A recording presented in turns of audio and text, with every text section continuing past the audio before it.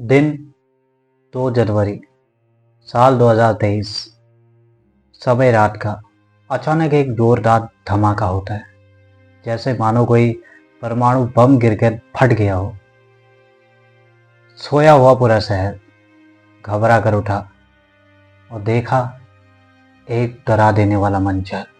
हिमालय की गोद में बसा उत्तराखंड, जिसके चमोली जिले में बसा 6150 मीटर की ऊंचाई पर जोशीमठ शहर, जिसके किनारे बहती है अलकनंदा, और यहीं से 4 धामों में से एक धाम बद्रीनाथ धाम जाने का रास्ता गुजरता है। 2 जनवरी साल 2023 की रात को जोशीमठ में एक जोरदार धमाका होता है, जिसके बाद का मंजर सबको डरा कर रख देता है। ये धमाका किसी भूकंप का नहीं, किसी परमाणु हमले का नहीं, यह आवाज़ थी जोशीमठ पहाड़ के जमीन में धंसने की आवाज़, जिसने सबको हिला कर रख दिया। उस रात जब स्थानीय लोगों ने देखा उनके घरों में बड़ी बड़ी दरारें आने लगी, दिन में ये नज़ारा और भी भयानक हो गया। उत्तराखंड का ये जोशीमठ शहर अब धीरे धीरे जमीन में धंसने लगा। जानकारी के अनुसार यहाँ पे 700 से 800 घरों में बड़ी बड़ी दरारें बढ़ चुकी थी, जो अब रहने लायक नहीं है। कुछ दिनों बाद इसका अनुमान लगाया गया तो लगभग 5.4 सेंटीमीटर नीचे धंस गया पूरा जोशीमठ शहर। कुछ महीनों बाद इसरो ने अपने सैटेलाइट के जरिए जोशीमठ की कुछ तस्वीरें ली। इन तस्वीरों से अनुमान लगाया जाता है कि ये पहाड़ लगभग 9 सेंटीमीटर से भी ज़्यादा जमीन में धंस चुका है। अधिकांश लोगों ने डर से पूरा शहर छोड़ दिया। उत्तराखंड सरकार ने आपदा से ग्रसित परिवारों को 1-1 लाख रुपए का मुआवजा भी दिया। जमीन के धंसने की बहुत सारी वजह बताई जा रही है, पर अभी तक की कोई पक्की वजह सामने नहीं आई।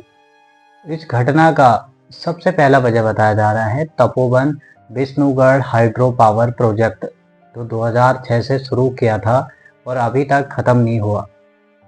इस घटना का सबसे पहला कारण इस प्रोजेक्ट को क्यों बताया जा रहा है, क्योंकि इस प्रोजेक्ट में बनाई जा रही है एक टनल जो जोशीमठ से होकर गुजरती है।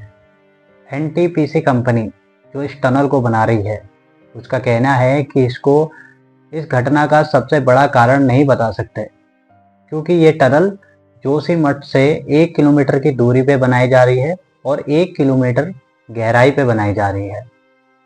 कुछ चीज़ें किसी के कंट्रोल में नहीं होती, जैसे प्राकृतिक आपदाएं। जोशीमठ के धंसने की वजह हम और आप भी हो सकते हैं, क्योंकि हमारे और आपके द्वारा ही डेवलपमेंट को जोर दिया जा रहा है। बड़ी बड़ी इमारतें बनाई जाती है, होटल बनाए जाते हैं। इनको बनाने के लिए पहाड़ों में जगह जगह खनन हो रहे हैं, बड़े बड़े पेड़ कट रहे हैं, पहाड़ की मजबूती कमज़ोर होती जा रही है।